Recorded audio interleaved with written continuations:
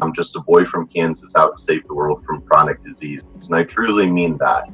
Nobody is in control of your health but you. I can't heal you. Your doctor can't heal you. You have to heal you. And it's all about having the education and empowerment to know what you need to be changing within yourself, within your life, to set your soul free and accomplish that best life that we all like to talk about. And I truly believe that the greatest medicine of all is to teach people how not to need it. I'm Brendan Vermeyer, the original Holistic Savage. Welcome to the Holistic Savage podcast.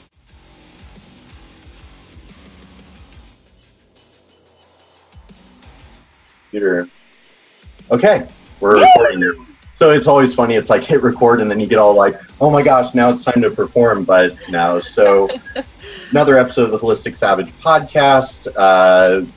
As always, I'm your host, Brendan Vermeyer, the original Holistic Savage. So on this podcast, I like to be super just authentic and like, let's just talk and be people. So the podcast, for the most part, I haven't told you this yet, but we're really kind of about all things functional medicine, functional fitness, functional spirituality, and functional psychology, as those are kind of like my little hashtags, because I think that really embodies kind of the way of the holistic savage. And then real quick, for everybody that might be watching this, I got this fancy new banner. Yeah, it's nice, doesn't it? A little hashtag. Anyways, I just show that off before we get rolling. But I'm so excited. Christy Marsh Wellness, or, I'm saying wellness as if it's your last name, but Christy Marsh, welcome to the Holistic Savage podcast. Thank you. I'm super excited to be here and honored. Thanks so much. I'm super excited. So, man, this is going to be intense. I feel it. So I always like to kind of kickstart the conversation by sort of like telling whoever the hell is listening how I know my guests. So like with you, and this is funny, I've never really told you this experience, but basically, Instagram, right? It's a great way to project your innermost truths out there, and your vibe attracts your tribe, blah, blah, blah. Yeah. So we found each other. I found you. And I'm just like, who is this majestic, magical woman here that's, putting crystals on people and jewels? It's just like the most magical aura that you give. So I'm like, who is this? And kind of slid into the DMs, right? And so we've chatted a little bit, but I don't really know you. I know my experience of myself through you, through the projection of your social media. But more than anything, I saw you and I was just like, this is somebody that I've got to meet. I've got to get to know. And it's like, well, shoot, while I'm at it, why not share that with, the audience? Because I think from what I've seen, you've got a lot of magic to share with the world, a lot of light and love. And that's really what I want to highlight today. So that's my intro. But I'd love to hear you. Like, who are you? You're like a Reiki practitioner, and tell us, who is Christy Marsh Wellness, Oh my goodness. How do I even answer that? Well, thank you, by the way, because I feel very mutual as far as, just all the stuff you're putting out there, the message, the integrity. I can certainly feel your authenticity, and I'm all about that. So thank you so much for doing that. Because I definitely do feel a tribe member in you, and just feel so good. Even though it's, like you said, done through Instagram or social media, you can still feel it. I mean, the energy is palpable, even through this venue. It's still very palpable. So who am I? What do I do? Well, I feel that I have like a toolbox of different things, right? So it just kind of depends on what's needed that day with each person. But my background is I'm a holistic health practitioner.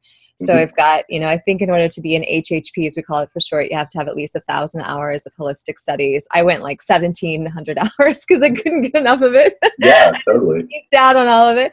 And then a clinical nutritionist as well. So more on the holistic side. And then my real passion is really, which you'll see a lot of my posts on, is the Reiki part of things. So you spoke about magic. It's kind of like the magical side of it all. Like it kind of blends it together, brings it together. I think it's the glue, because it also works on the spiritual body.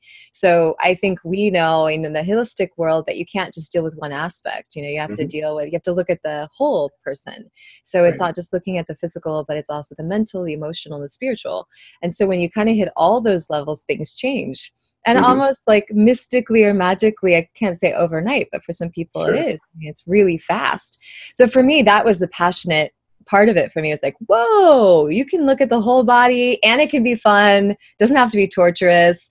It doesn't, like, I think, you know, we see things a lot from the Western side of medical world, which sometimes means cutting things out or adding medications or kind of maybe shrinking the body in some ways. I think what I loved about holistic is that it can be enjoyable. It's fun. You learn a lot and you know about your body. At the end of the day, you get to learn like how this body works and the connection to your higher self with it. So it's very empowering. That's what I like. Yeah. There's a long answer to your question, but yeah. Well, no, believe me, here's the thing. You know, that's where, you know, I was on a podcast that somebody else's, like a 15-minute matrix kind of thing. I think it'll air soon. And, you know, whereas that podcast, 15 minutes and very specific questions kind of build a structured, you know, thing, which is great, super impressive. But now I kind of like the more just long, like, let's just talk, let's get into it. I love it. So you can, you know, don't ever worry about being wordy on this podcast, because I am the king of being long-winded, and I love to just, you know, that's how you really can get the essence of something. But I love everything you're saying, and totally, you know, there's a reason why we're here today. There's a reason why I, you know, had to drag you onto the podcast is I could tell that, and I think you do a really good job, you know, projecting your authentic truths and everything so that you can reach people. You know, the social media thing, like, yeah, social media, we're all glued to our phones, blah, blah, blah. We could talk about that all day, but, you know, it's a tool, and it's all in how you use that tool. So, you know, if you've got amazing people like yourself projecting good energy out there, and people can, you know, resonate with it and move towards that, you know, I almost, in a way, kind of either justify my ego with it or, you know, like to believe it that way. But I almost kind of see it as like a responsibility of, you know, sharing the light and love that we all inherently have, and projecting it out into the world. Like, the point of light and love isn't to, you know, keep it into yourself and bottle it up and, you know, stay emotionally unavailable. I think we should all share it with the world. And I just look at the internet and social media as a platform for that, you know?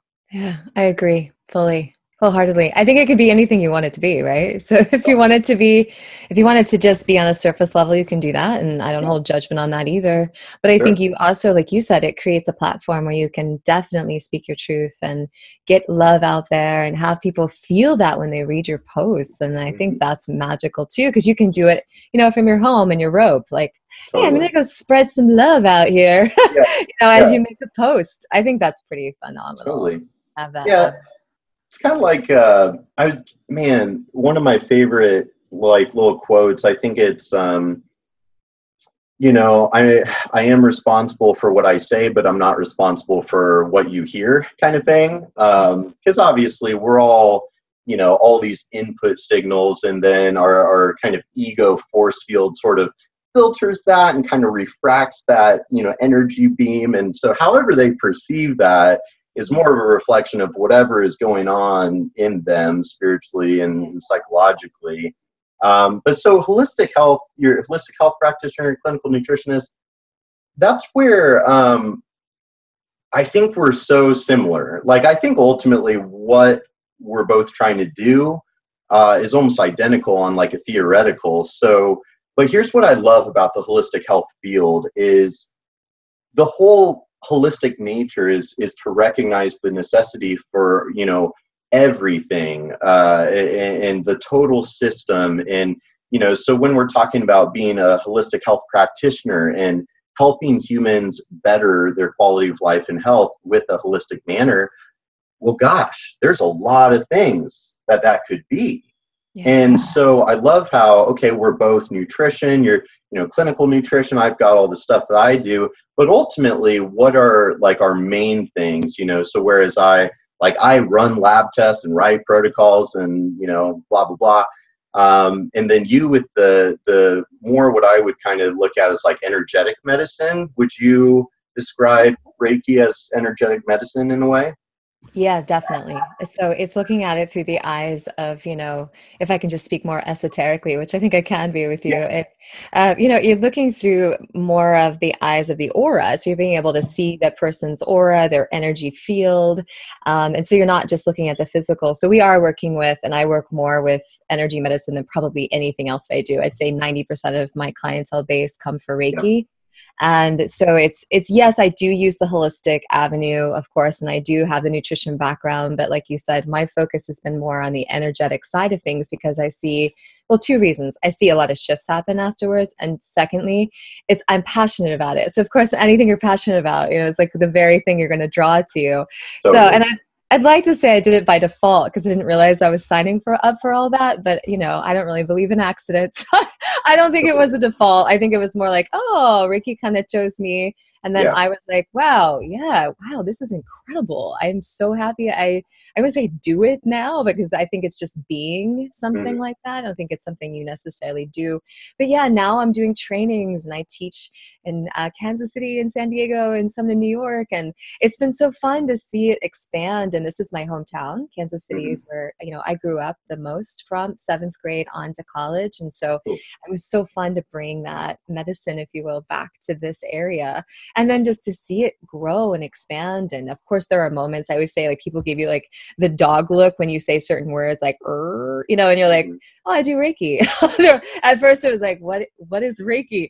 And then the more education that was on it, the more people really understood it innately. Like, there was just some understanding that it's not something outside of you, that it's actually something that you innately have within you, and being able to work that energy medicine, unblocks the disease patterns that are maybe Mhm. within you. And so that's been the empowering part for me, is to see people have this light bulb moment, like, oh, Mhm. wow, how cool is that? And then to see change so quickly, because we know this, so much of it has to do with the emotional body, the aura. Disease patterns start in the emotional body about 3 to 5 years before it ever hits the physical body. Mhm. So the whole thing with holistic for me is preventative. Yes, we need Western medicine if you break your leg, or, Sure. I'm not going to go to an acupuncturist if all of a sudden my neck is broken. But Yeah. I would say that as a preventative measure, that's where Reiki and energy medicine can be so handy. Yeah, Yeah. it's powerful. We're gonna have a good conversation. I feel a really good convo coming on. Yay. Good. We're gonna really dive into this Reiki stuff, and we'll see where the conversation's gonna go wherever it wants to go, and who are we to try to restrain it. So Reiki. So last night I was doing, like really, I'm very deep into the functional medicine industry, and people that aren't in the industry, listeners and stuff, like they don't really get all the different avenues and everything. But what I love about kind of the broad umbrella that is the functional medicine industry is there's a place for everything that has evidence to show that it helps somebody heal. That is it. Really, we could just say holistic medicine in general, and you see all sorts of different walks of life. You see, medical doctors that are starting to turn functional. So, oh, well, you don't have IBS, you have SIBO, but I'm still just going to throw antibiotics at it. But then you have, everything in between, more holistic lifestyle based, which is me. But then there's a place for energy medicine, or even like frequency specific microcurrent, anything that heals. And I think one of the most exciting things, I was just doing a webinar last night about this, is how the current state of the industry, the line between energetic medicine and more, functional medicine, or whatever you really want to say, like that line is getting blurrier and blurrier, because any experienced, like reputable functional medicine practitioner acknowledges and knows that the energetic side, the psycho-emotional, the spiritual side, however you want to kind of look at that whole field, absolutely necessary for healing. And so I've always looked at, I've said this 1,000 times, but my stance has always been your health is like a yin yang, right? Where you've got one side is the, psycho-emotional, spiritual, and then the other side is the physiological, biochemical, genetic type side. It's the hard physiology versus the energetic, intuitive side. But you can't have healing without both, in my opinion. However, I've observed this more and more through my clinical experience, that I truly feel that generally the biggest block from somebody to healing is more energetic and spiritual in nature, not so much they have parasites or heavy metals. You know what I mean? Yeah, I do. So I think what you're doing is amazing. And I'll have to hook you up with several of my friends, two of my really good local friends. I think one of them has met you, Katie and Ruby. They're both Reiki practitioners. And then my friend Deborah Wayne, I was just doing a webinar last night. She's in California, I think. I'll have to get you connected, though, because I think you really like what you're doing. But anyways, I'm a dummy, though. I don't really understand Reiki. You know, I followed you and others, you know, and Ruby's always throwing crystals at me. So I'd love to, like, and I'm sure we'll get super flowery with our language, but how would you describe Reiki, like Reiki for dummies? Yeah.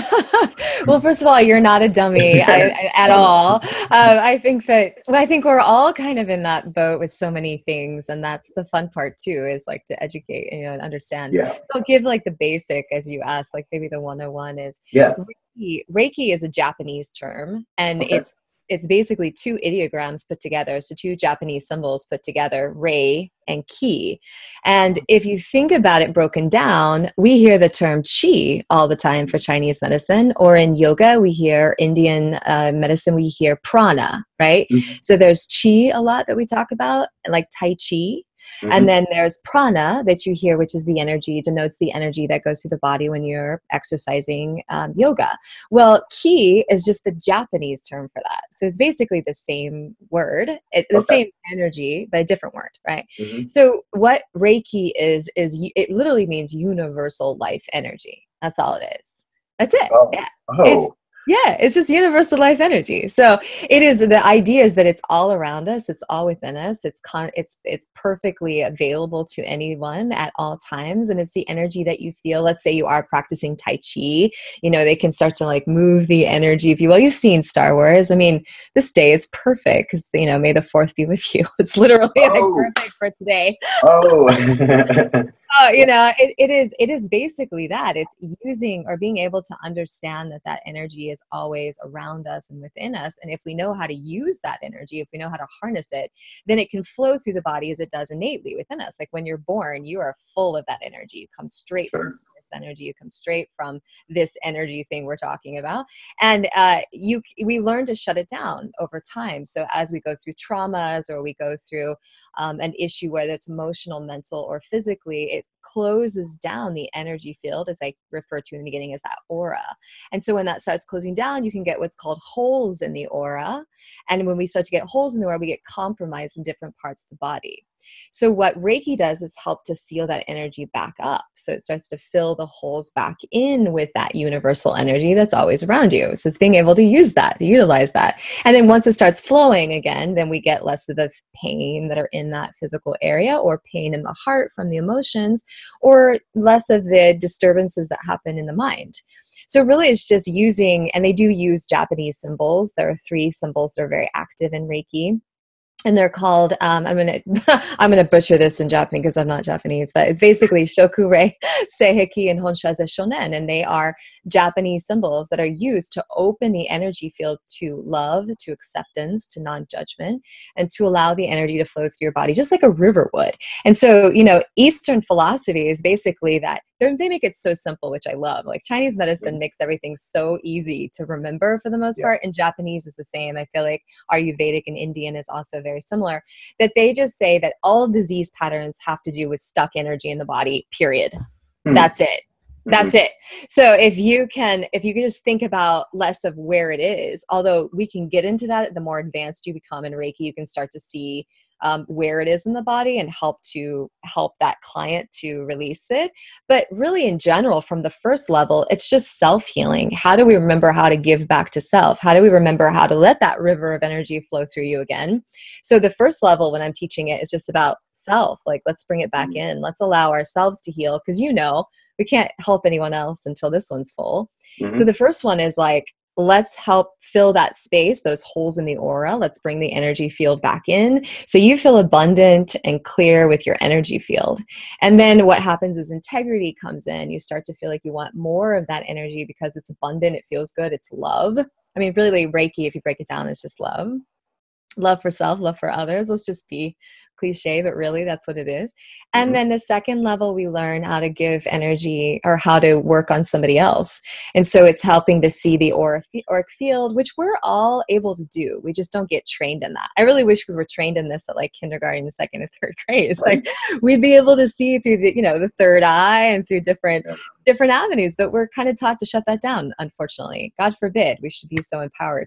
But I feel like that's kind of what Reiki brings back around. It's been around since the early 1900s. It was coined by a man named Dr. Mikao Usui. He was a Buddhist monk. And there's controversy on that. It's like some stories say he was a Buddhist monk, others say that he just was like dedicated to doing hands-on healing and understanding how to integrate that energy through the energy field. But regardless of what it is, it's kind of like every story has a different version. It's more just like, what's the basic message of that? And it's that he just wanted to allow all humans to learn how to heal themselves. It's pretty fantastic. Because I think inherently we know how to do that. There's nobody, I say this all the time to my clients, I'm never going to heal you. There is no food, no thing, no person that's going to heal you. You know how to heal your body more than anybody else, right? So it's being able to learn and trust that and then get the tools to be able to do that yourself. And that's what I love about Reiki, is just the responsibility that you also take to curate your own health. It's beautiful and it feels good. So why not? So that was like just the 101 on what Reiki is basically just means universal life energy and how to let that flow through your body. So any of those holes in the aura can start to seal up with that energy again. So you feel abundant and rich and excited and full of life. That's it. That's Reiki. Yeah. Okay. Yeah. Well, that was pretty intense. Where do I want to start? There's a lot of places there. I was thinking, while you're describing, the flow of energy through the body, like a river, and, the energy of the universe is around us all the time. And we can all, tune into it, tap into that, higher vibration or, whatever.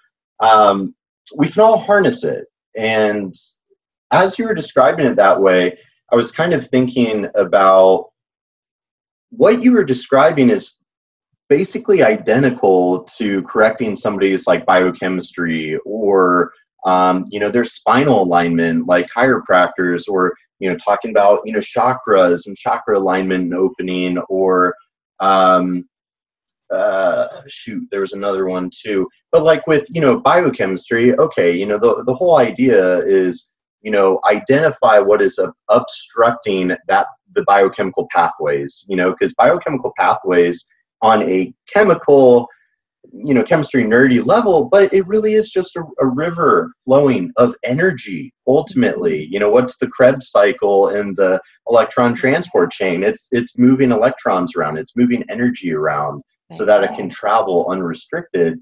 So essentially, whether you're working on biochemistry or manipulating the spine, or that was it, neurokinetic therapy. Good friend of mine, and actually I have several, they're neurokinetic therapy practitioners, which is more soft tissue work, but it's identifying the root cause from a musculoskeletal perspective of, your little pinky toe muscle here is inhibited and that's causing your neck pain. And it's just like, what? But what you're describing is the same on the energetic spectrum. And have you seen the movie Avatar with the blue aliens? Of course. Yeah. Okay, good. It's a beautiful movie. It's Pocahontas in space. How could you not like that? I love it. It's great. But, they're all at like the soul tree that's like glowing and full of light. And it's the soul tree and all their, whatever it is. And they all have their hair with the weird little things. And they literally like plug in. And that was like a big part of the movie is they're studying. They take the samples from the tree roots and they're like, whoa, guys, we're these, spiritually, energetically closed off machine man, but these aliens, they they're connected to the earth and the higher energy. And it's like exactly what you're describing. And I think it's so true. And I think people are so energetically closed off. And, you know, you alluded to it a second ago. I think we should chase that rabbit hole a little bit of, you know, we're all energetic beings, and this energy of the universe is around us all the time. We can tap into it anytime. And yet since birth, we're kind of programmed to like not go there, so I'd love to hear you speak to that a little bit. Why do you think so many people are kind of closed off, or, you know, they have so many holes in their biofield, you know? Yeah, that's a great question. I think the reason I can believe that people are closed off is just because there is this perhaps too, you know, like I said earlier, esoteric or weird, or, you know, it's like hippie talk to talk about things you can't see with your physical eyes. And we're literally talking about the energy field that you don't necessarily see with your physical eyes. And so, you know, proof's in the pudding, as they say, is like, you really have to see it. But I think if we really boil it down to something that people can relate to, it's like talking about love. I mean, you don't see love necessarily, but you can feel it. I mean, it's palpable. You can feel it so much that you're so in the moment when you're in it that everything around you disappears. And it is such a palpable, expansive experience that people can feel it all day long, and we crave it all day long. We want it. And that's basically the same as Reiki, if you think about it. It's just being able to tap into what you said, that universal energy that's there. And I think more and more, you know, we're talking about the neural pathways, and we're talking about, why am I thinking, I'm missing the word of it right now, but basically people are more and more speaking about this. I know doctors I'm working with are, the oncologists, you know, at KU Med are now very open to Reiki, because we have it at Johns Hopkins University and Harvard University, and they're doing all of this work at Mayo Clinic for alternative practices, and it's safe touch, it's non-invasive. So for me, it's like, okay, why wouldn't we use this? You know, like this, if it's going to bring safety and peace to the person's body, if nothing else, it won't harm them. So let's use it. And so I think people are more and more opening, but I think for a while it was just so out of reach, and we didn't talk about it. It's not in our medical community. It's not in our vernacular. We don't grow up talking about it. Energy is just strange.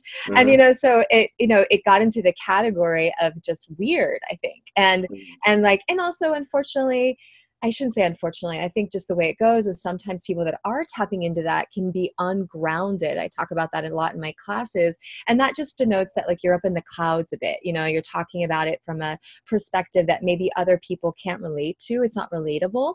So if, you know, I lived in California for 12 years, right? So I'm very used to that vernacular of like, oh, the energy is so interesting right now. The planets are retrograde. We're going into a strange phase. I think I saw a unicorn across the street. You know, like this is, I think, also very common in energy speak, that all of a sudden it can really go a different direction.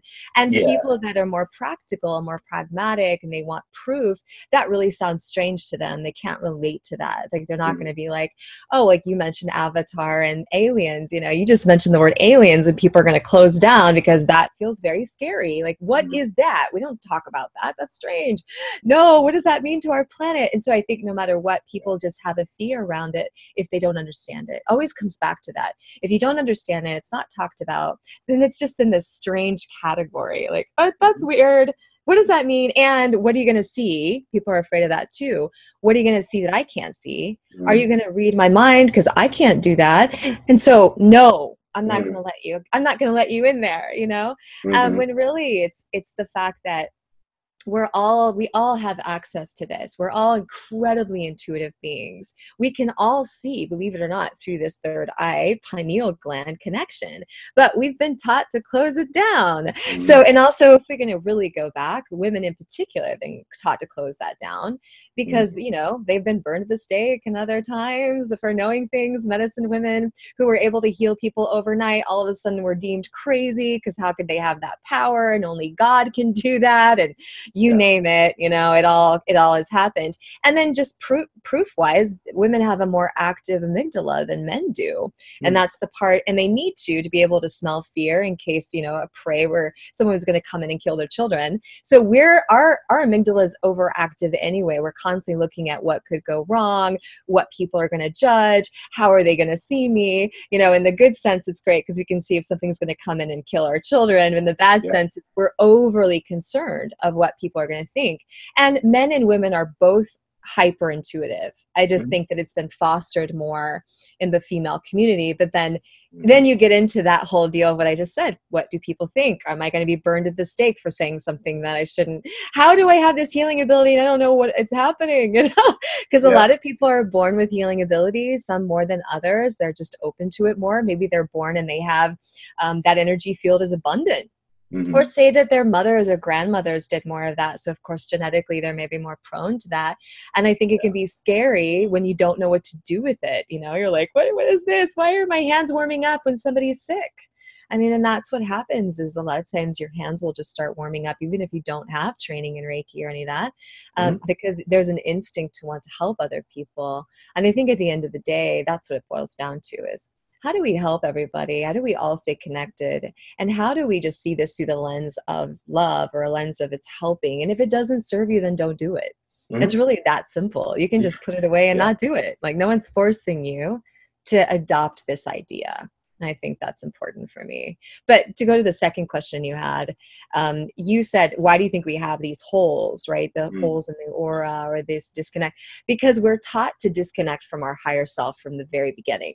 Yep. When you're young, you're taught, I mean, let's think about it. When you're a baby, you know, all the people around you are like, you're so beautiful, you're amazing from like the minute you're born typically, you know? And so we're praising this child for being amazing and magnificent and so beautiful and you're the center of the universe. And then you grow older and suddenly you start getting this feedback loop of who do you think you are? And you better not stand out. And you also have siblings and don't wear that. And that's inappropriate to say, oh, and. So then this trauma starts occurring. And when the traumas happen, then your aura, which is typically about 13 to 17 feet out from your body, starts to actually compress to try to protect yourself. And that's smart. I mean, that's what we do as protection. So instead of shining bright, instead of glowing again, instead of being connected to your higher self, that's constantly feeding you how amazing you are. By the way, your higher self is constantly feeding you how amazing you are every day. We start to listen to the monkey mind, the words around us, which is, you're not good enough. What are you doing? You should hold back. Don't be so pompous. And so then the aura gets compromised, and then we stop listening to that higher part of us, the part that is connected to source, the part that is connected to energy, the part that is connected to healing yourself, you know, and so we forget that part. And I think you might know this too, the amygdala is, the fearful part of the brain, is used to seeing what could go wrong 3 times stronger than what could go right. So we already have that fighting against us. We already have that part that's like, yeah, well, you might be amazing, but let's think about all the other things that could go really wrong here. So then we just forget that truth, the absolute truth with a capital T. We start listening to the little truth, which is like, well, you could probably fail. And then the traumas start coming in, and that creates the breakage in the auric field. Then we can get compromised in the body, compromised in the mind, and we definitely get compromised in the emotional body. Whew. And then it's like, and then it's like go time after that to try to be able to remember. And that's what it is. Remember, you know, who you are. It's remember who you are. Bring those pieces back. Yeah. So there you have it. I hope that answered that question or those questions. It's bringing back the pieces that like I say that to people all the time. It's like, it's not about finding yourself. It's about like peeling down the layers to who you are. You know, it's like remembering who you are, because you were already born with all that. You have everything you need.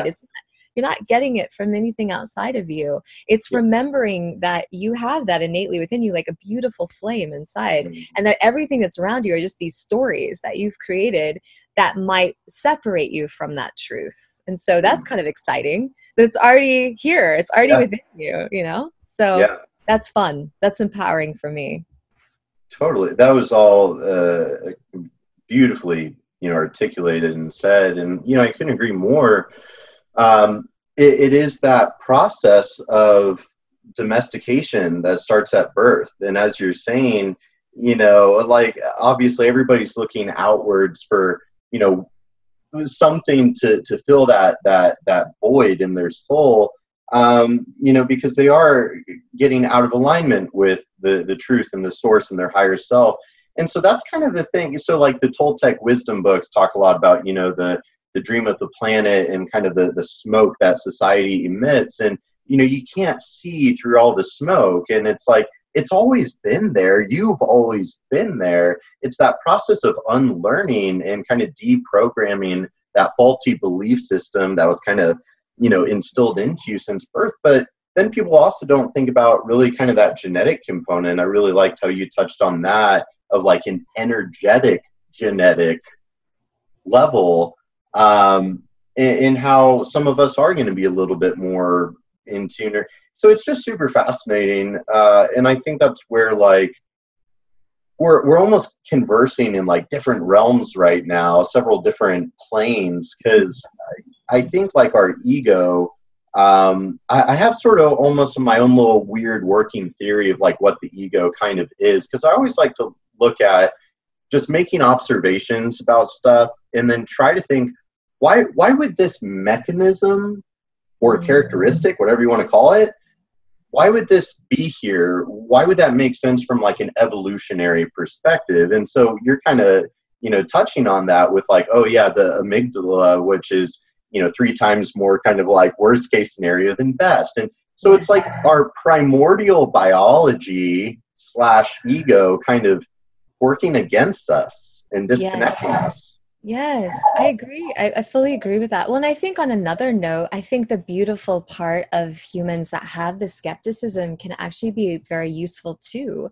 Because if you think about the auric field, it's there to protect you. I mean, it's there to protect you from invaders, or as we refer to sometimes, attachments, which can be ghost attachments. Those are a real thing. They happen. Or even negative attachments from people, so that aura is there to protect you. And I think that level of skepticism is healthy to some respect too. Totally. So I never put anyone down for being skeptical about it. I think it's more like, oh, that's good. That's healthy that you're looking at that. And I think the beautiful thing about Reiki, I think the reason we like it, because there are so many different energy modalities across the world. There's not just Reiki. The reason I like it is the energy of it is contained in what we call sigils, which are symbols. And those symbols have been used for so long that anyone that sees them connects to what I call the iCloud of Reiki. It's like, if I can use that, it's like people understand what that is when they see it. And it's used primarily always for protection and love. So it's nice because it is contained. It helps to protect you on top of it. And so you're not going to be opening yourself or being susceptible to things attaching to you, because I think people do think like, ooh, this is so weird. This is a whole different dimension. What if I jump into this and then all these weird things happen to me? And like, I'm out of control and these ghosts attached to me. And oh my gosh, why is she burning sage? And what's happening here? And I think it's, so there's a certain level of healthful thinking in that too, is that people just want to understand it. And it's hard sometimes to understand it because there's not always these words to describe what it is until you're feeling it. But that's one of the reasons I teach Reiki, is because it has been used for so many years.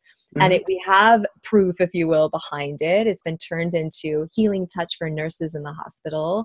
They just patented it with a different name. But basically, it's the same thing. It's the same energy. And so for me, that gives some people some, a little bit of some calm or some reassurance. But at the same time, I think we owe it to ourselves, especially in this day and age, because we're moving from 3D, right, dimension. We're on the 3D right here to 5D really quickly.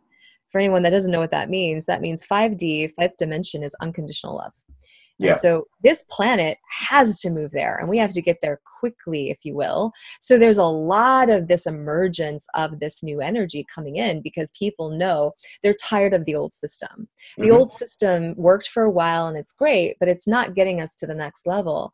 And so, we're starting to see all these new energy practitioners and functional medicine, and even, like you said, doctors that are converting over to more Eastern or more of a quantum view versus this linear view, because the need is there. We all feel it. There's a calling to that. It's like, hey guys, we're done with the hate story. We're done with the fear story. We need to move up to this thing called love that we've been talking about for a long time. And then also comes with that the trust that you have everything you need. So just in case you are afraid of something coming in to affect you, you don't need to be, because you're in control of your energy at the end of the day. Nothing can really come in there unless you're inviting it. So I think, like, you know, and I don't want to bring religion into it too much, but I mean, that's also part of it at times, is like there's been a fear of it's either this or it's that. You know, you're either doing this or you're a sinner. You know, you're going to go, you're going to study here or you're going to be going to hell, you know? And I think there's that fear. We're all like walking in between these worlds of like, which one? And I don't know. And does Reiki belong in a religion? By the way, it's non-religious. You can choose to believe anything you like. It's just universal life energy. So I think that's the education piece for me too, especially in the Midwest here. You know, let's be honest, we're in the Bible Belt. I appreciate it. It's fine. But people get locked into this story of, oh my gosh, what if this is against God? You know, what if this is like selling your soul to the devil? I even had that in a class once. You know, I'm used to teaching in California where I don't get any of those questions. And I came to Kansas City and I was like, what? I mean, I was so stumped by it. I was like, oh, wow, this is where I really get to learn something huge here, because I didn't even know how to answer it. You know, I was like, what do you mean opening yourself to the devil? Like, why would you ever open yourself to the devil? This is just universal life love. You know? So, and that wasn't to judge the student. That's a very common feeling or thought if you don't know what it is. And I think religion does teach that, you know, if it's not this, then it could be that. Be careful. And again, there are reasons for all of that, I think, based on past, but we're moving into a new story. And I think that's the whole point, is like, let's maybe adopt a new thing. Because guess what, guys, the old one's not really working anymore. It's just not. Totally. So we have to be brave enough, I think, to try new things, to allow ourselves the bravery to step into a new world that maybe we're not familiar with, you know, in order to open those pieces within our hearts too. So yeah, and it's a stretch, but it's good. It's been good. And I think people feel it, like beyond here. We're used to our society, our culture, as everything has to come to the brain and make sense. And yes, the brain is needed. I mean, our own school system definitely fosters that it's all in your head. It's all in your brain. You need to know things in order to survive in this world. But we're all emotionally constipated. I say that all the time, like insanely emotionally constipated. Like no one even knows what their heart says. When I say to them, you know, I teach intuitive eating a lot. I'm like, well, what does your heart say for you to eat? They're like, I have no idea. I don't even know what my heart says, period. Because we don't know. We're not trained to go there, which is why heart disease is at like all-time high. And why cancer, it's either cancer superseded heart disease, I think, at this point. And cancer, we know, is completely related to emotional disturbances. It's all emotionally based. I mean, like, I think someone just did an oncologist did a research on it. It's like 92% based in your emotional body. That was an oncologist. And 92%. I mean, I don't know where he got that, but that's massive. Yeah.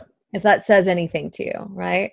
So stuck energy would mean that stuck energy, this is what's brilliant about cancer, is that stuck energy is going to go into one area of the body or multiple. And guess what? Your body's so smart, it's showing you exactly where it is.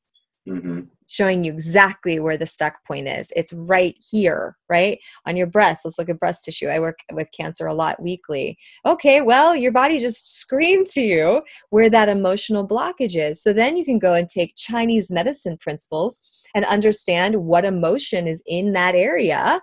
That's what's genius. Like Chinese medicine gives you a map. Like, hey, did you know that anger lives in your liver? Did you know that frustration lives in your gallbladder? Did you know that lack of nurturing lives in your pancreas? Did you know that your breast tissue has to do with usually a betrayal and heartbreak because it's right next to your heart? I mean, this is brilliant, right? And so if you can know what like the umbrella emotion is, then you can attack it so much better. You can be like, oh, that's what that is. And my body is so smart. It's now showing me. It's right there. It's right there. So then now we have something to work with. It's pretty fun.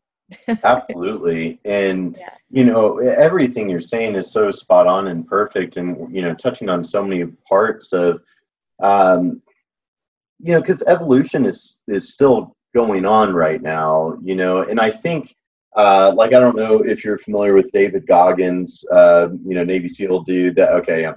So, you know, Goggins, his whole thing is kind of how, like, reality, life as we know it, is a total psychological mind fuck. And it's psychological warfare that none of us are prepared for coming into this world. Okay, well, so then we get domesticated and programmed, through society and all of that of, here's the story, here's the narrative, here's what it means to be human, here's what it means to be on this planet. And then you kind of start thinking about it and sort of deconstructing that narrative that's been programmed into you and starting to go, you know what? Our species has been evolving for a long time. And if you look at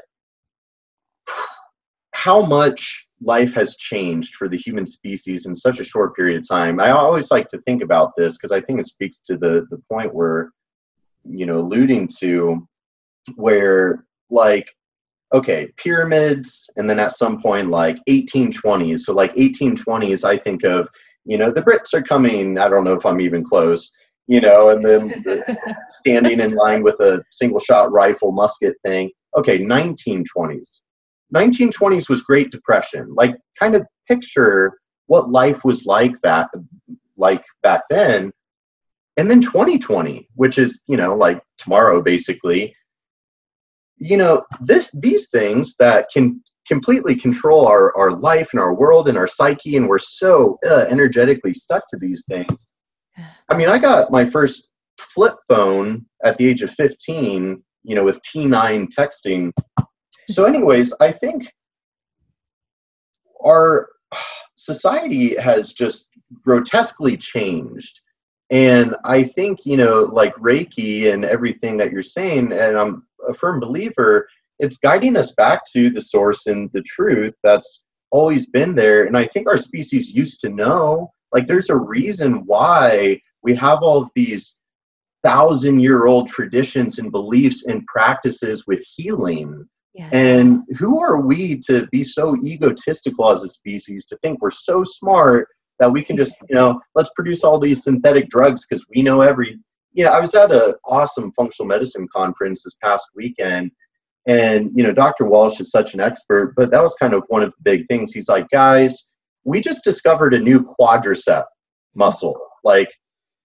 How long have we been dissecting and studying anatomy? And you're telling me we just discovered a new quadricep, a quinticep muscle? So how well do you think we really have control and we've got the microbiome locked down or genetics?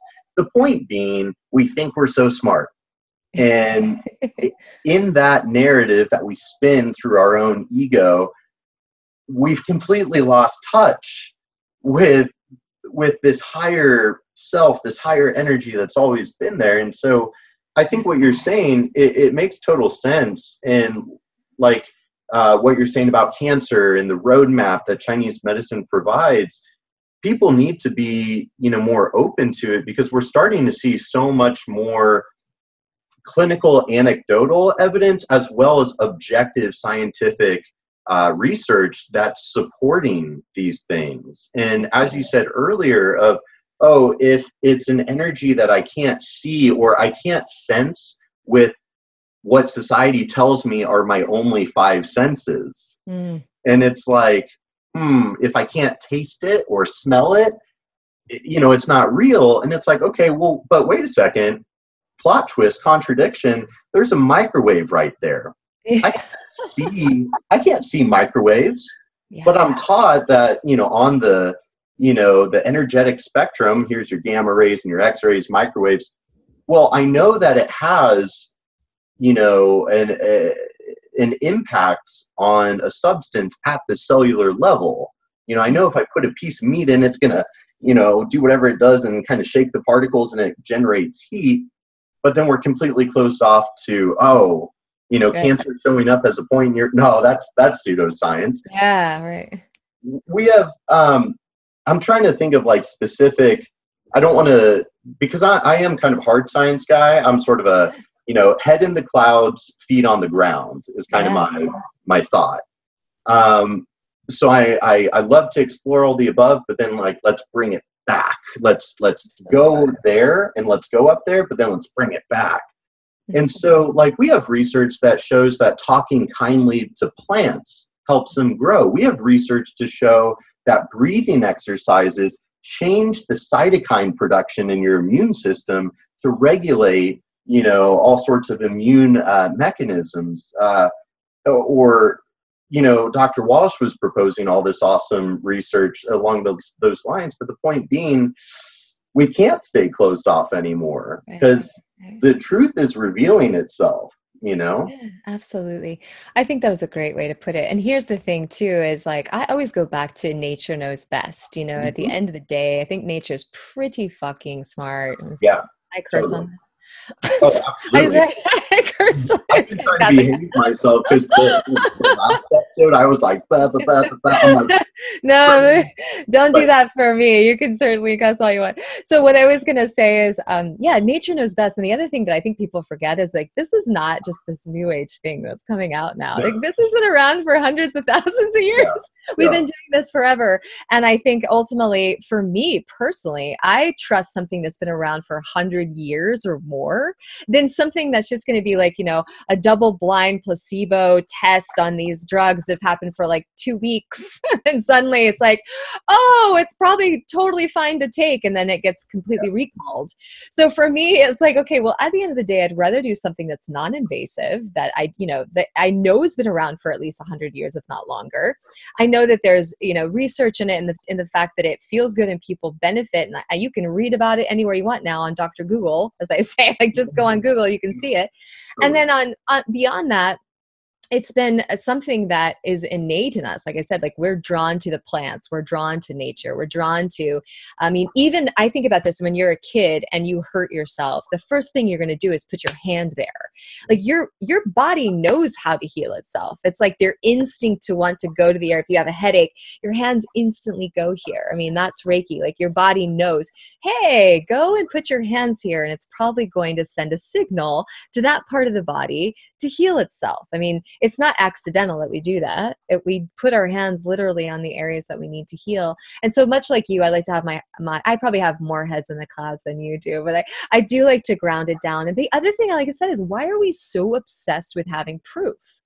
Yeah. Why are we so obsessed with having proof here? What about the proof in how you feel? There is such a proof in that. And like you said, the microwave thing, that was a perfect analogy because you're right. We just like, well, that works because our cup of coffee is hot. We pull it out of that thing. We have no idea how it works. We just know it works. But the same thing with babies. I don't think people know how people really get pregnant. There's just this like weird thing and dynamic, and suddenly there's this magical being that appears, Like I don't think anyone really knows how that happens either, proof-wise. You could be like, well, this plus this equals this, but ultimately the magic of it, that you create this new being, is pretty mystical. It's pretty fantastic. I say to my students all the time, there's no accidents that we're all drawn to these Marvel movies and X-Men and the Harry Potters and the Star Wars. These have been around now, and I can tell they're getting more out there because people know that it's not that false, that it's not just a made up story. We do have access to the brain we've never been taught that we have. People have superpowers, believe it or not. We have the ability to heal ourselves. We have the ability to help other people through more avenues than we even can like understand in our brain. And that's why I don't think it's accidental that these movies come out and that we see them, like the movie The Matrix, and we see the Avatar, and like, that's not necessarily even a movie. I think they're documentaries. I think they're just like, hey, this is more of a documentary, just letting you know, but it's going through the entertainment system so that we can believe it's fictional. But I firmly believe I see that stuff happen all the time. I've heard recently that the energy body, our energy cells, can now heal themselves in 13 Earth seconds. Did you know that about 6 or 7 years ago, the proof on that was 9 months? Then it went down to like 8 weeks, and then it went down to like seconds. And we're now in a 13-second window. That if you really had all of your bodies in the same room, for example, your physical, mental, emotional, causal, astral, ethereal bodies, all the bodies in one, that create health for you, homeostasis, that you can heal your cells in 13 Earth seconds. That's like unbelievable to me. So we have the ability to do it. The key is to get all your bodies in the same room, which none of us know how to do. I always joke, like, one's at the coffee shop, one's at the park, one's at home, one's at the office. And we don't know how to put all of our bodies together in one room anymore. So that's why meditation works so well. That's why exercising works well. It's a grounding force for that. That's why eating well helps the vibration of bringing all that into health and homeostasis. That's why visualization works. But we're in the Adderall age, have you noticed? Where like there's so many distractions. I feel like, and sometimes, not to get controversial, but on purpose, to take us out of our center.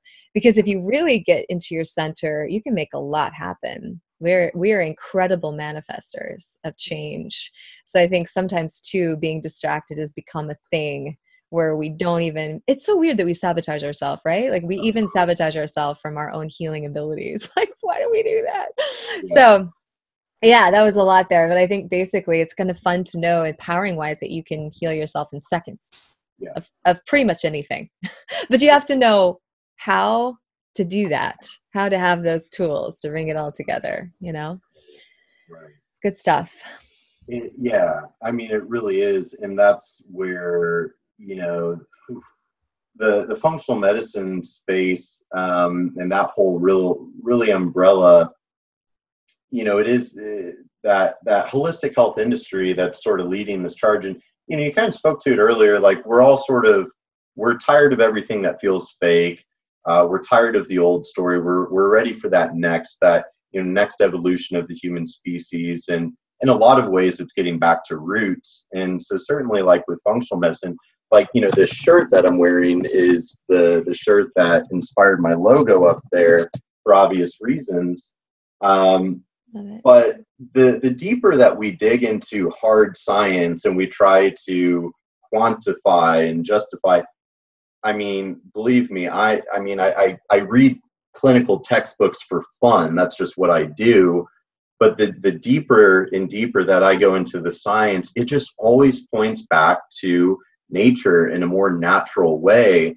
However, you know, nature obviously comes from, you know, there's obviously its own unique challenges. And obviously, we could talk all day about that you know, we live in this sort of artificial society now, and the body is so adaptive. There's the body and the soul, you know, the meat suit versus the higher divine self. But the body is very adaptable. You know, specific adaptation imposed to man is the first thing every personal trainer learns, but they only think about it from exercise and they don't think about it from just life in general. But it's also not just like, oh, our body's good at adapting in these more minuscule ways right now. But no, it's also a generational evolutionary thing too. We adapt to the environment and the stimuli. And so that's the thing. Like, for example, environmental toxicants. Our environment has never been so toxic. We've really messed it up with, you know, there's like 86,000, you know, different synthetic chemicals approved for, you know, manufacturing, and we don't know how those affect our health. But the World Health Organization is starting to look into, oh, there's a huge amount of data that suggests that this prevalent toxicity of these synthetic chemicals is greatly contributing to the rise in cancer. And, you know, but with the spiritual side of it and the energetic side, gosh, I'm a little ADD OCD in case you can tell. But but you're so right with the energy though. I guess what I'm kind of getting at is we're at this cool point in our species' existence where it's like we have to kind of, and that's history, like we have to look back, like where did we come from? And not just on paper, not in just a worldly way, but like the human experience on an energetic plane, and looking at where we came from and like, oh, you know, we've been doing these different modalities, you know, for thousands of years, but well, gosh, if we don't have, you know, some scientific literature on it, like there's nothing to it. Yeah. Like, how could we be so closed off? Because really, if you look at it as an opportunity of like, oh, wow, well, now that we're harnessing that, because our knowledge and technology has never been better. So if we could realign our more developed technology and skills and brain span and whatever, if we can realign that with those old truths, you know, and the source and the higher energy, where could we go from here, you know? Mm-hmm.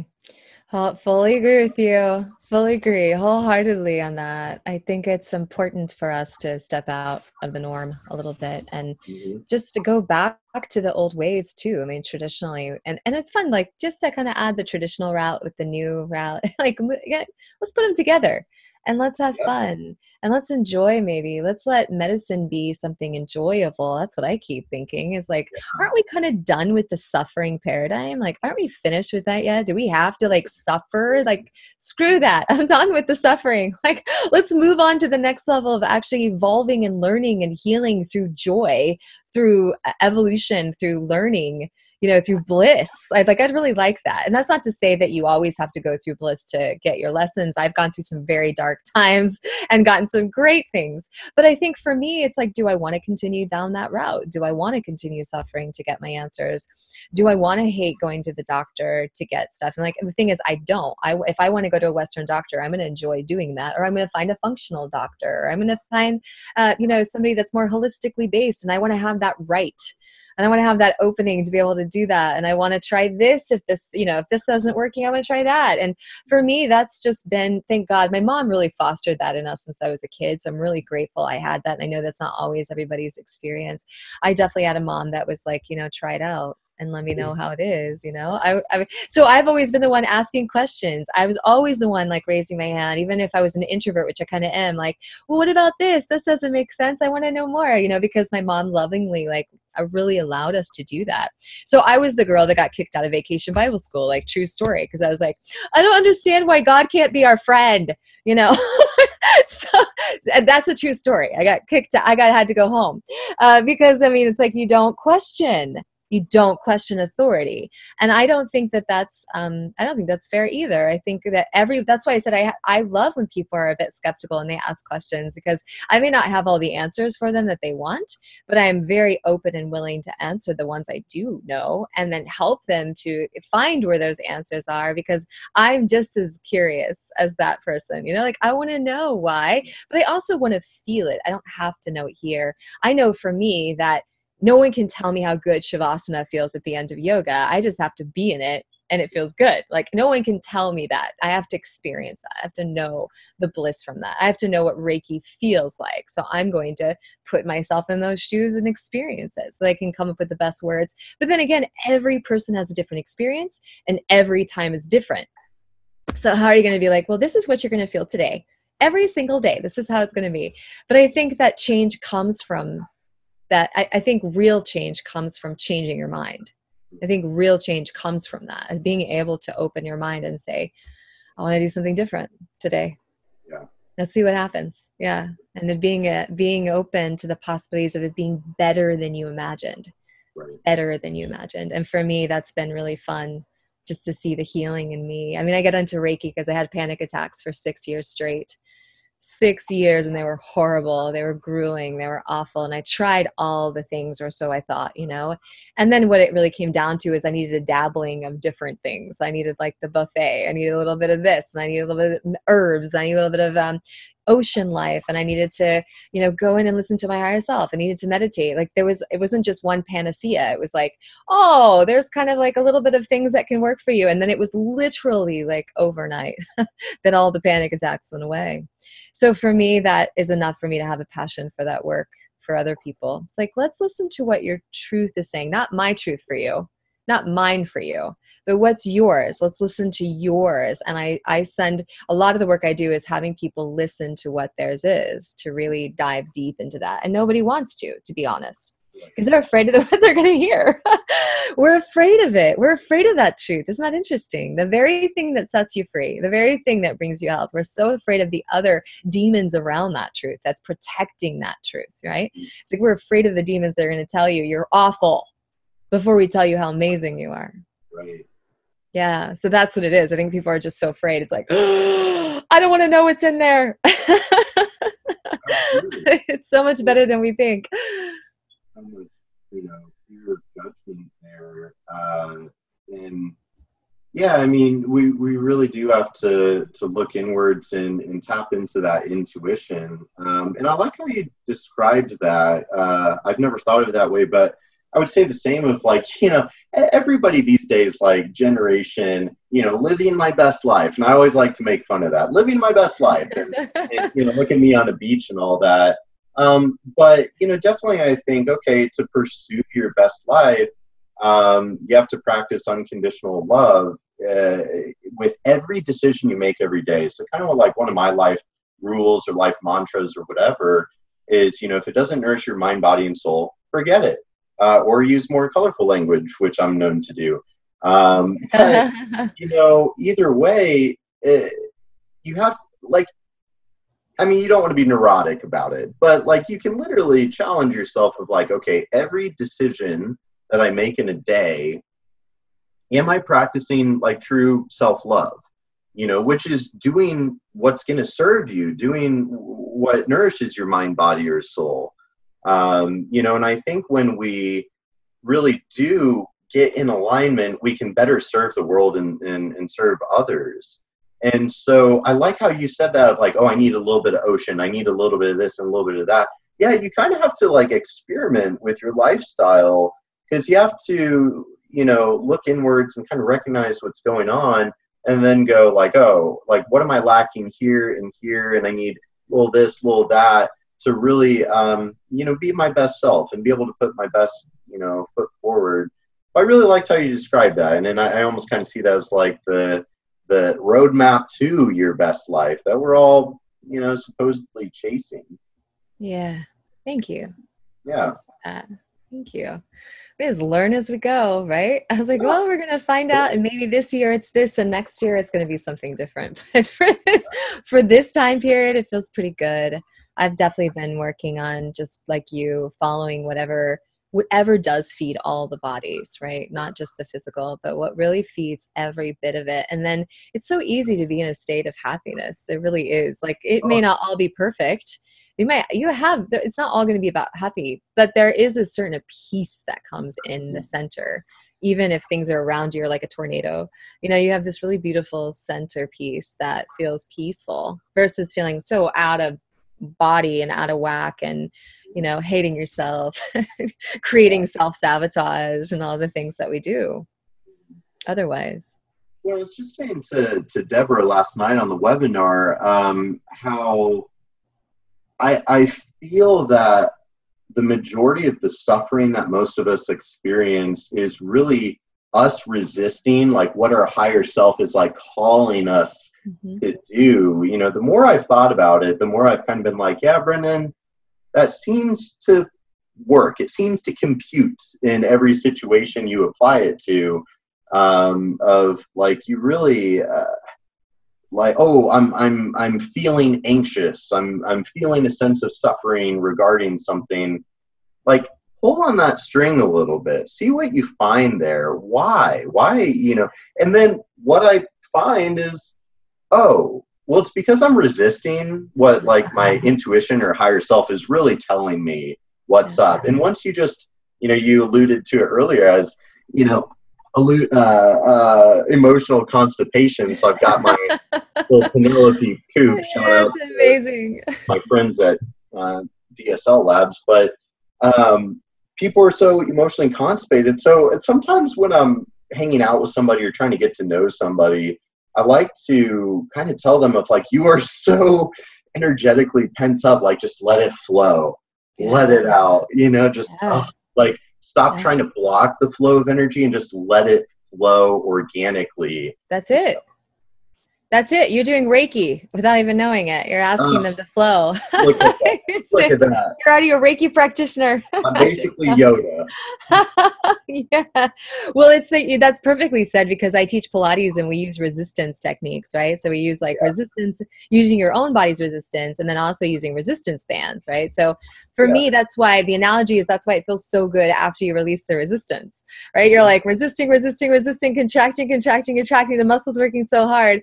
And then it's that release point that the magic happens. That's when the flow happens, when the energy happens. And so it's just reminding us that whenever you're in pain, you're continuing to choose to resist. Like, just stop resisting. Like, just let yourself go with it. And a lot of times I'll realize that I'm doing it. You know, I'll use a mantra that's like, okay, it feels good to surrender. Feels good to let go. And then I'll even say in the morning, you know, I ask for my higher self to to train me today, or I ask my higher self to lead me today, so that it's coming from that place versus my lower monkey mind that wants to dissect everything and, you know, make a heads or tails of it and destroy my happiness. So I'm like, okay, you just do your thing. To my higher self, like, I'm gonna let you do your thing. And a good visual, if people want it, is I always ask people to close their eyes. Even if you're not a visual person, this typically works for you, is to close your eyes and then just think of the first color that comes to your mind. And you imagine that color being your higher self. So a lot of people like a visual for that. And so then when you're breathing or you're having issues with that resistance, you can imagine that color kind of flowing through the top of your head all the way down like a river. And so then it creates that experience of it flowing down you, just using a color. And like that really ignites and gives permission for your higher self to run the show versus you know, trying to come from your emotionally constipated self. Like, no, because we resist all day long. What do they say? What you resist persists, right? So everything you resist persists, like almost every time. So you may as well it's so hard though. It's like when someone says just relax and you're like, if I knew how to relax, I'd be doing it. Right. So most of us don't know how to do that. We don't know how to relax. We don't know how to stop the resistance. We're used to fighting. We're used to standing up for things. We want to almost create a resistance, I think. And so it is harder because then people think, well, I'm being lazy. I'm just letting people walk all over me. I'm, you know, like, I'm not going to let that happen. And it goes back to the saying, would you rather be happy or right? Every single time. I think 90% of people would rather be right than actually happy. I think honestly, humans just want to be right. We want to just be right. We don't actually want to be happy. And I think for me, when I start to resist or I feel pain, I'll say that I'd rather feel happy right now. I don't need to be right about it. And that helps me a lot. I really like that. I don't know that I've ever made that connection, or at least so specifically. I really like that though. Because I was, you know, something I was thinking as you're saying all that is all the self-judgment that we do. And I think a lot of that judgment is, you know, we're judging ourselves based on societal expectations, you know, 'cause, like, we should care. We are social beings. It's in our biology to care about what other people think of us, but you know, it's like when the ego kind of takes control of the wheel and, you know, high on the American dream and drunk on instant gratification, and we don't know which way is up. And, you know, I think, oh gosh, like the judgment, I think Bruce Lee said something, or I could be totally wrong, but somebody at one point said something to the effect of, you know, be the observer behind your thoughts, right? Like, stop judging yourself so harshly for this or that. And again, that's where that, as you said, the 5D, the practicing unconditional love, well, it starts by loving ourselves unconditionally. How on earth could you love others unconditionally if you can't even love yourself unconditionally? Which means, you know, you shouldn't pass that judgment, which is really what is causing all the problems. Everything you're pointing out about, you know, problems, if we want to call them problems, or maybe healing opportunities is what I like to call those kind of things, you know, hashtag positive reframe. But it's that judgment. So if we can let go of that judgment, and, you know, so I'd love to, two things. One, I'd love to hear you talk more about the 5D, the 5-dimensional, the unconditional love. And then I'm going to have to ask you several questions about like what a Reiki session actually looks like and crystals and all of that. So there's more coming. Are you good on time though? I want to make sure I don't keep you like. Yeah. I'm okay. Well, first of all, going back to what you said, I 100% agree that we care so much about what people think and we feel judged. And then that ends up creating the lack of unconditional love, right? It becomes very And so that's the 3D experience. And we've been experiencing that for pretty much this whole time. Yeah. So here's what I want to say on that note. I say this a lot to students too, is that there is a reason we care about what people think, because traditionally back in the day, we'd be kicked out of our tribe if we didn't do it like they did, right? So that equaled death. And so it's not as just easy to say like, well, don't care what people think, because there is a primordial memory that if you are kicked out of your tribe, you die. So there is such an inherent need to be approved of, because if you didn't, there's still this memory of the amygdala, that monkey, that's like, you're going to die if people don't agree with what you're doing. Oh, so, you know, we have to evolve the other parts, like, you know, the frontal cortex, the prefrontal cortex, I think, or I don't know the actual part of the brain, but, you know, the part of the brain that brings down the sympathetic nervous system that then helps the parasympathetic, which is the healing part, the calm part. Meditation does that, Reiki does that, working out does that, eating well, right? But what I think the new paradigm, this new 5D that you're referring to, the unconditional love, is to say, okay, well, let's just say I am kicked out of my tribe. Let's just say I am, like, for whatever reason, I'm kicked out. Instead of being like, I'm going to die in the desert and go like starving and no one's going to be with me, I'm going to create a new town. Like, I'm going to create a new village, and the new village is going to be inspiring because I like who I am and I like my idea, and I'm the only one that really needs to sustain that. And I'm going to create it. And then other people in that old village or maybe other villages be like, whoa, what are you doing over there? This seems to work really well. And it seems like there's a lot of peace in your village. And it seems like there's a lot of love you're emitting. And so I'm going to kind of come over to your village now. And I think that's the new paradigm we're moving into, is like, you got to be brave enough to step out of that old paradigm and say, okay, I appreciate that this is how we used to do it. But guess what, guys? There's actually a whole nother world over there that you haven't even seen. Like, there is not just this barren desert. There's this whole little beautiful greenery spot over there that we can create a new village. And that new village, that new dimension, is unconditional love, not just for what we think, but for this planet. This isn't just a myopic view anymore. This is about something very global, because the call, like I said in the beginning, is there that if we don't change the way we think, this planet won't survive. I mean, not to get too, ominous here, but I think we all know it. It's like we're getting tested all the time by the conditioning of our planet, like the hurricanes, the earthquakes, the tornadoes, all these things are basically a rumbling, if you will, of like, hey guys, are you going to get it? Because either you're going to stay in a high vibration of unconditional love, which, by the way, that's just a higher vibration, or you're going to stay in the lower vibration, the 3D that we've been doing, which signifies sickness, hate, bigotry, the biggest lie we ever told ourselves is that we're separate beings. That's the biggest lie. It's the first lie we ever told ourselves, is that we are separate, that we are individual separate beings. And although we are in these little human suits that are separate, our spirit is the same. And I think it's like, that's what 5D is. It denotes this understanding that although we have an individual expression and creativity and a way of looking at things, that inside us, that flame, if you will, is all the same. We're all connected into it. So the earth is basically like, no judgment. You have free will choice. But if you choose to stay in a 3D dimensional thought process, you may not survive here. Hence the sickness, hence the thoughts that are happening. And I honestly think in the last couple of years, it's been good because all the wounds are coming up. We're all healing the wounds, right, that have created this separation story. So it may seem really ominous right now, like the Me Too's and the, all the aggression that's coming out is needed to be able to heal the wounds out. The problem is we're staying in it.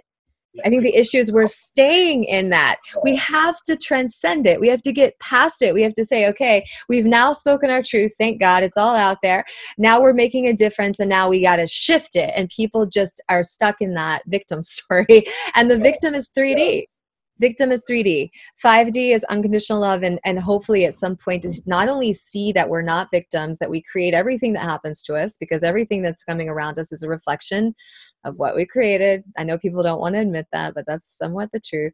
And then the second part is, how do we transcend it even further to see the perfection of it so that we can actually go to the place of unconditional love finally, because we've been exhausting ourselves on pointing fingers and blame for far too long. So that's the 5D. Yay, I hope we go there. Yeah, that was amazing. I couldn't agree more. with all of that. I think you spoke to so many kind of key elements there, and the victim thing. Oh my gosh, like that's something I tend to soapbox a lot about on social media, is just this getting stuck in victim mentality. And I always kind of think of it as like, allowing yourself to drown in 2 feet of water. It's like stand up. That's But great. so, Deborah, who I'll have to get you connected with. I mean, we're all energetically connected. That's one thing Yes. I just heard and totally agree with. Because, right, 3D, we have our meat suit. My meat suit is, but it's like we're all energetically connected. And so, like Deborah was calling it the biofield, which is a term that I haven't ever heard before until, she said it. And then you're really, speaking to kind of the same thing, this, the energy and connecting.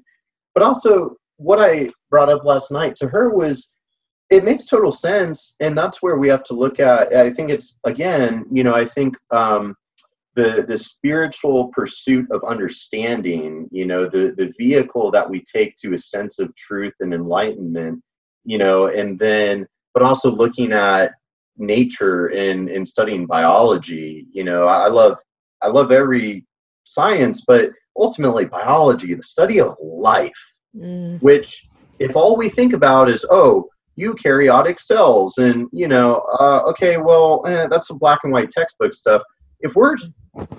If biology is biology, the study of life, it has to include this stuff. It absolutely has to, because it is part of life. And the 5D, the unconditional love. There was another, biofilm. So my ADD ramble squirrel moment there was to get at microbiology. We love studying the microbiome, and the microbiome is such the hot thing. And gut health impacts psychological health, like mind blowing.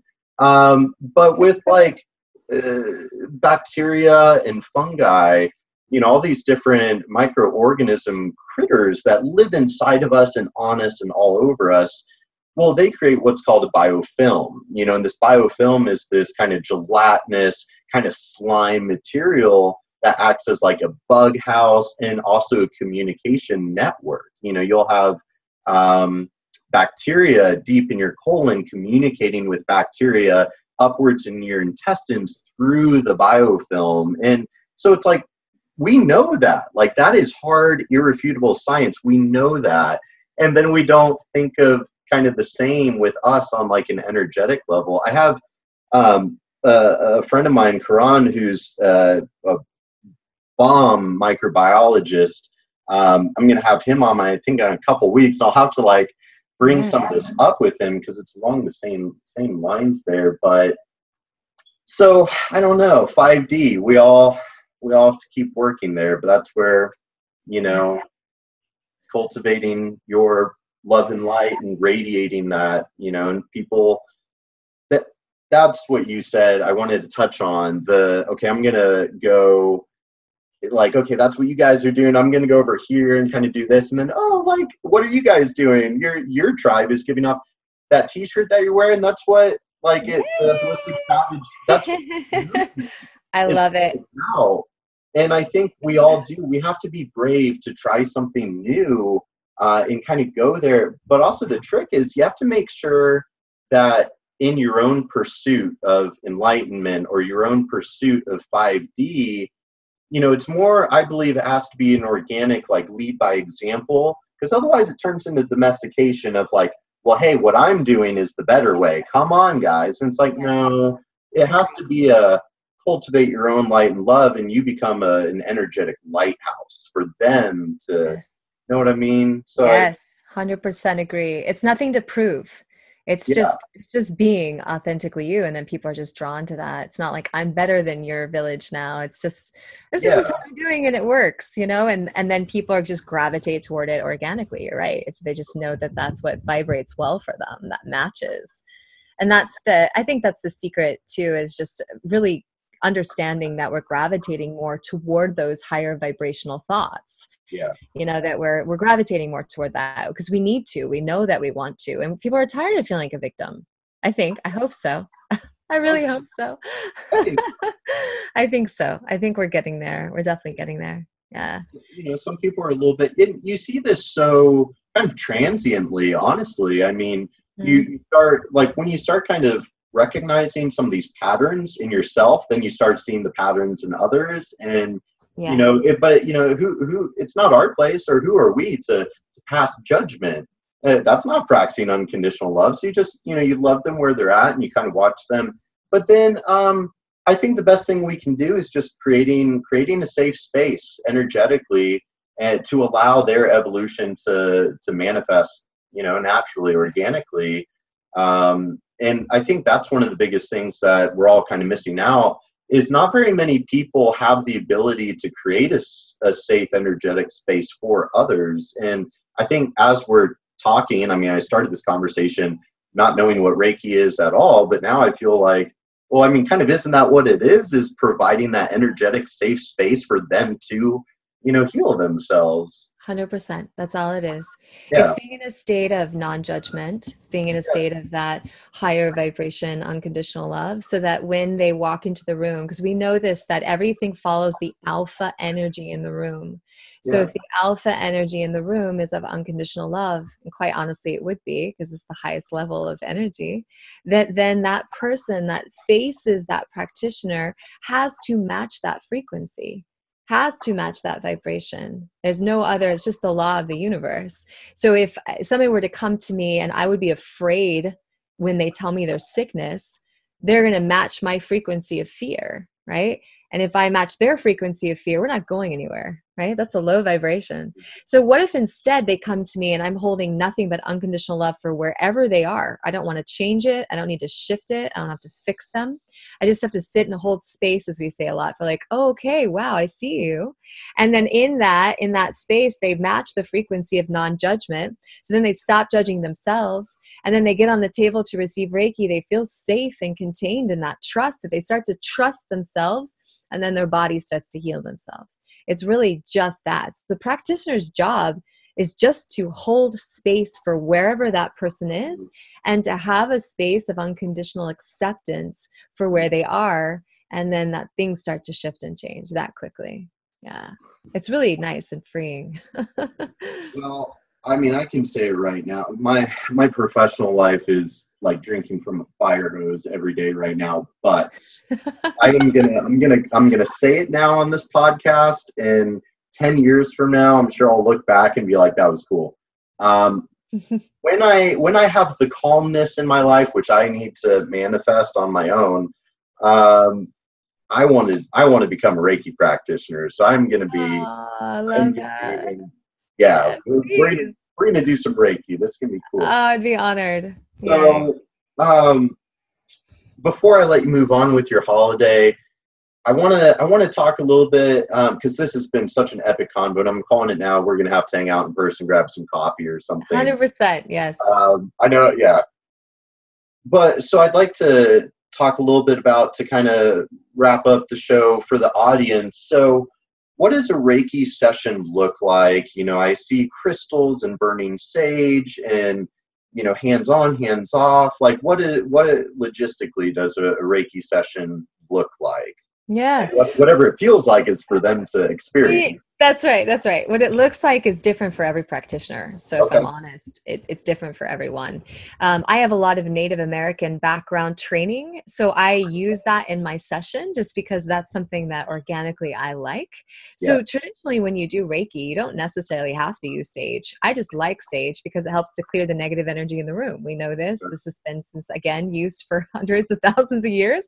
And I've gotten that training when I was growing up. So for me, I like it because I'm big into setting sacred space. So if somebody walks into the room and they already smell that, our olfactory sense is the strongest sense we have, that sense of smell, they know when they're walking into the room, the conditioning of that, this space is clear. So for me, I like to either use that, or I use Palo Santo, which is another type of bark that just literally means bark of the saint.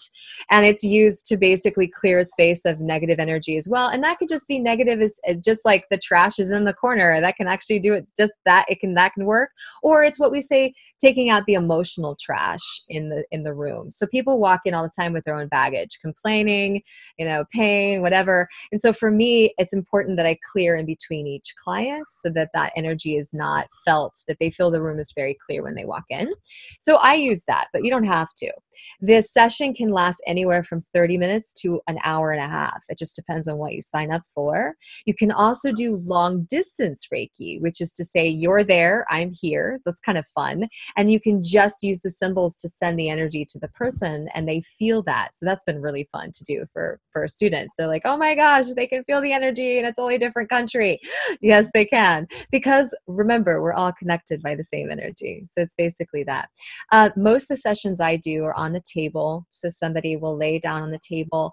Reiki is done differently, like I said, for each person. So some people like to do Reiki with hands off the person. So there's a lot of energy that can be felt underneath the hand, from underneath the hand to the being that's laying down. So you just kind of, you use your intuition a lot. It's a lot of teaching intuition. And then for other people, like I tend to have my hand on the person just because there's a certain level of comfort there. But it's like the pressure of like a dime. It's very light, very easy touch. And we're going to different hand positions associated with the internal organs. So it is following, a certain protocol. There was a second man, we talk about Dr. Usui coining the term. Well, he trained a medical doctor, a naval officer who was more medically based, Virgo, if you will, liked systems. And so he started going into hand positions because as a medical doctor, he's like, I can't just use my intuition. It doesn't work that way. I'm not just going to see where my hands take me. So he started to use hand positions in Reiki. And so we use both. So you can basically learn the intuitive side, or you can learn more of Hayashi, which is hand positions, because he was a medically trained doctor. Which is something else I really like, is that the Eastern medicine really appreciates both, that they like that they can not compete with each other, but actually bridge it together. So the hands can either be on the person, above the person, but it can be felt even when the hands are not there. A lot of things that people experience are gurgling in the tummy, or like buzzing on the body, heat going through the body, different temperature changes. Lots of breath work and sighs will be experienced because their own body is finally going into alpha state. When you're going into that alpha state, then your body is more primed for that vibrational shift. So it's really just the practitioner's job, again, to get out of the way, let that person do whatever is best for them. And it's that hour or an hour and a half where they get to go inward and listen to their higher self. It's like a meditation, but guided, if you will, by somebody else. Usually the sessions are silent. The practitioner is not saying anything. Oops, I just clicked the mute. Can you hear me? Yeah, you're good. Okay. But I do it differently, and I've been doing it since 2006, so it kind of just organically changes over the years, So for me now, I may talk to you while you're on the table. I'll kind of listen to the organs, your internal organs. I'll actually have a conversation, which I know sounds strange, but it works. And you can talk to the liver, you can talk to the pancreas, you can talk to the stomach, and believe it or not, those organs will talk back to you. So I will have conversations with that. Their higher self I'll have conversations with, and then let's get really esoteric. I also talk to people's spirit guides. So this is where it gets really fun. And I would say that majority, probably almost 100% come for that. So that's where we kick it up a notch. But traditionally, it's just silent, hands on or off. And then it's just holding space for that person to raise their own vibration and heal. That's it. And it feels good. It's just relaxing. Absolutely. Well, and again, I alluded to it earlier about we have hard science that shows, speaking kindly to plants helps them grow. Anybody, I'm really proud of my plant children. It's gotten to a point that, at first I was like, Brennan, you're pretty fucking weird, man. Petting the plants and talking to them. But then, in the past, 2 years, I've really gotten over that. I'm just like, nah, man, this is dope as AF, right? Heck and yes. So I'm petting. I got this money tree and my aloe and this new succulent that's all cool. I'm just kind of petting them and talking to them. And I have seen these things just absolutely flourish. Of course. And, you know, I've had people like, oh, got a little bit of a green thumb. And I'm just like, it's because I'm connected to that. You know, I give them life, they give me life. But anyways, my point being, yeah, there's literally a meme floating around cyberspace that says this, but if talking to plants kindly helps them grow, imagine what talking kindly to people can do, or more specifically, which is my long-winded point, is speaking to the organs energetically, liver, you know, and putting your energetic hand on, you know, on your liver, like, Mr. Liver, how are you, my friend? You know, like, how can I honor you? How can I, you know what I mean? So, I do. you know, is it out there and woo-woo for some people? Sure. But honestly, I feel like it's only out there if you haven't dove down the rabbit holes of science, because the science leads you to this, hands down. Heck yeah, it does. Well, I mean, here's the thing. Most of us don't even know where our internal organs are. I joke about this all the time, that we know more about our cars than we do our own system. I didn't know that my stomach was on my left side and my liver is over here on the right. Like, I didn't know that forever. I was just putting my hand in general on the tummy, you know, like, well, that's where it is. So like, learning where these organs are just also tells me how little emphasis we put on that in our culture. We don't even know what's happening inside of our body. Yeah. So then, let alone talking to the internal organs, like, that's got to be weird. But you mentioned the point of talking to your plants. I understand wholeheartedly. I talk to my plants. I'm the one that hugs trees. I'm that girl. But I mean, if you think about some cultures, they don't even believe that animals should be pets, right? Like, so if you go to some cultures, they think that dogs should never be pets, by the way, that you should just eat them. That's an actual thing in some cultures. So why would we over here pet our animals and bring them in and domesticate them? Well, we see immediately the response that we get when we like are loving to our animals. It's the very same concept of plants, I think. It's like, are they just supposed to be eaten and destroyed? Right. I mean, is that like their only role? You know, maybe it's that they also have life to them. I don't know. They're everywhere. They're vibrant. They move. So for me, it just makes sense. It makes perfect sense. It's like we're really bullies to a lot of live things. We're bullies to them. Like, we ignore them. Totally. Yeah, and then we wonder why they kick our ass, you know? Or like, I'm not going to give you any nutrients today. You clearly have no respect for me. So it's sad. I think we need to change that. The way you put that was amazing. And when you put it that way, it's kind of irrefutable. It's like, to look at it any other way makes no sense. It makes no sense. And we're total bullies. And we'll save that soapbox for another day, but like, our species is pretty parasitic to the planet, in case nobody's looked around lately. But damn, well, gosh, we could talk for hours and hours, couldn't we? So, we could. I want to let you move on with your day, but this is probably going to be the most long-winded kind of wrap-up ever. But I think this conversation has, I mean, the first conversation we've ever had, you know, surprise everybody. Like, yeah, that was pretty cool. Yes, thank you. So grateful. Yeah. Very grateful. Thank you. Well, and you know, obviously the hope, that's exactly why I wanted to bring you on the podcast, is like, why be selfish and do this just for myself? You know what I mean? Like, why share this energy with you for the past hour and 40 minutes and keep that experience to myself? So my hope is, you know, this reaches people, it resonates with them, you know, and it does guide them to their best life and being able to tap into more, you know, that's the whole point on my end. But yeah, thank you for what you're doing. I think it's really impactful. I think it's helping people reach that 5D. For that, I appreciate you so much. Well, thank you very much. I mean, I'm just trying to do my thing, and I always kind of describe it as like, if I see this energy that's kind of flowing in this energy, like if you have the ability to not control the energy, but to maybe just kind of like guide it in the direction it obviously is kind of needing to flow, it's just kind of being a facilitator. That energy sort of, you know what I mean? So you just gotta. Yes, that's what it is. That's the magic. Surrender, release resistance, guide. So when I'm ready for, I think you need to be my spirit guide or something. I could use some Thank you. Once I get to the point I have the calmness in my life to learn some Reiki, I'll be hitting you up. So where can people learn more about you? I want to make sure they can find you. I'll be sure to post it all over.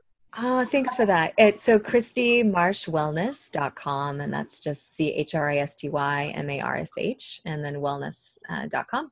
And most of my information's all on that. You can also find me Christy.marsh.wellness on Instagram. So they're both on there. And that I should have all the information on either one of those sites for any classes or stories or intel that you might need. And then my contact's also on there. So you can reach out to me if you like, through email or phone. Absolutely. Hope to be open to anyone that's interested. Yeah. Love passing on good information. Oh, absolutely. That's what it's all about. So, I'll make sure kind of share your links and stuff, because I think this work is so valuable. And, one of my little, taglines, I like to say, I'm just a boy from Kansas out to save the world from chronic disease. It's that's my cute little tagline. It's really more than that. It's not just chronic disease. It's it really is kind of doing my part for everything that we're talking about and kind of that bigger thing. And I think what the work that you're doing, and all of us holistic health professionals, we need so much more of it. And people want it. They need it. The awareness for it is raising greatly. So again, it's, if we can all just radiate our light and our truth and, allow people to find whatever it is they need, and then that's how we raise the collective consciousness. So. Right. I agree. Fully agree with that. Cool. On board. Well, I'll let you go about the rest of your 4th of July, but truly an honor. Thank you so much. Or I'd say it was a pretty great first conversation. We'll probably have to do it again another time.